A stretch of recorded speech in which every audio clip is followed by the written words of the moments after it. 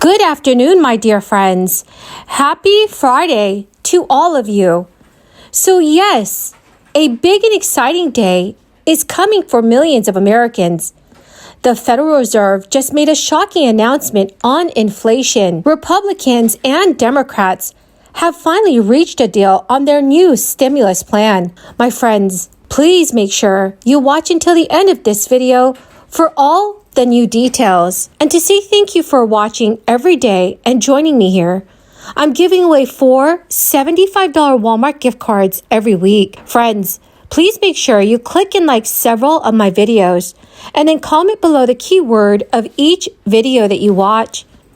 The more videos that you comment on, the greater your chances of winning these giveaways. But your order was cheaper than everyone else's. Maybe you weren't as hungry, or the restaurant the group picked was more expensive than you could afford, so you were selective about what you ordered. Then when the check comes, someone suggested the group split it evenly. Now what's your immediate reaction? You're upset, of course, because you ordered the salad, not the filet mignon, or you drank water, not the expensive bottle of wine. You ordered what you wanted, and they ordered what they wanted. You shouldn't be on the hook for their cost.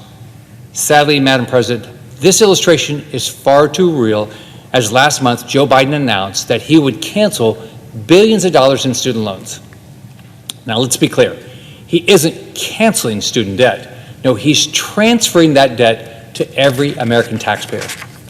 Now, a construction worker in Florida is having to foot the bill for the loans of a Harvard grad, which they voluntarily accepted for the education they received. So here's what Democrats are trying to say to that construction worker. You didn't go to college?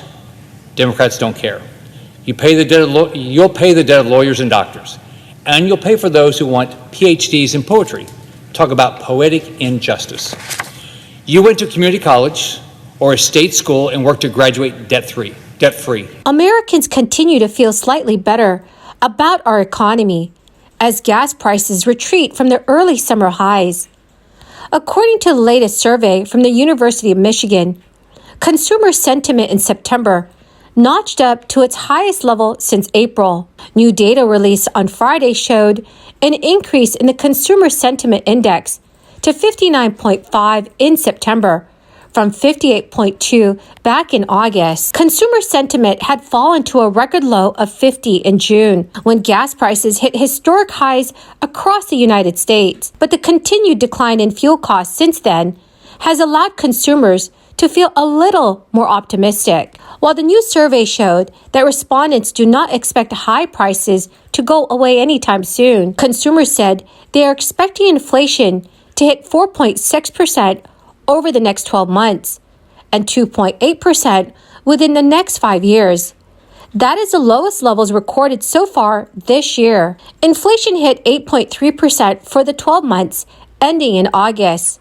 While that is down from the recent months, decades high of inflation has seeped into every corner of Americans' lives and eaten away at pay gains. That has pushed the Federal Reserve to embark on a series of punishingly high rate hikes in order to slow the economy and bring down inflation. Fed officials have grown anxious about inflation becoming entrenched in the United States. While prices are rising in nearly every sector, some products have experienced more significant price spikes than others. And at the grocery store, for instance, price leaps vary considerably. The price of eggs is up nearly 40% from where it stood last August, while the price for margarine trails close behind, having jumped 38% over that time. But still, many prices continue to climb sharply since businesses face a host of heightened costs tied to supply chain disruptions, labor shortages, and distribution costs. Gas prices are dropping for nearly everyone in the United States, but remain stubbornly high in California, where state officials are blaming oil companies and reminding voters that tax relief is on the way in the form of tax rebates that are scheduled to arrive in several weeks. Experts say factors to blame for the high cost of gas in California, which is now more than $5 a gallon, include problems at refineries that supply the state, as well as higher taxes, more regulations, and the same global issues driving the overall U.S. market. State Democrats this year opted to send $9.5 billion in direct payments to families across the state. The refunds were the result of months of tense back and forth between Governor Gavin Newsom's administration and legislative leaders over how best to combat inflation-driven increases at the pump. Friends, the key word for this video is CloudGate. If you would like to enter tomorrow's Walmart gift card giveaway, please click and like several of my videos and then comment below this keyword, which is CloudGate, and additional keywords of any video of mine that you watch. And do make sure, friends, that you are subscribed to my channel. The more videos that you watch and then leave a comment on, the greater your chances of winning these giveaways. In just a matter of weeks, residents across Illinois will start receiving tax rebate checks.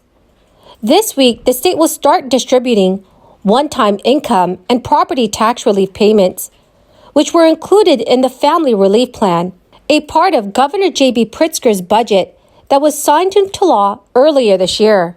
Payments will not go out to everyone immediately, as distribution is expected to take an estimated 8 weeks. First, to be eligible, you must have filed taxes. In regard to the individual income tax rebate, a person qualifies if they were an Illinois resident in 2021 and their adjusted gross income was under $400,000 if filing jointly, or $200,000 if filing as a single person.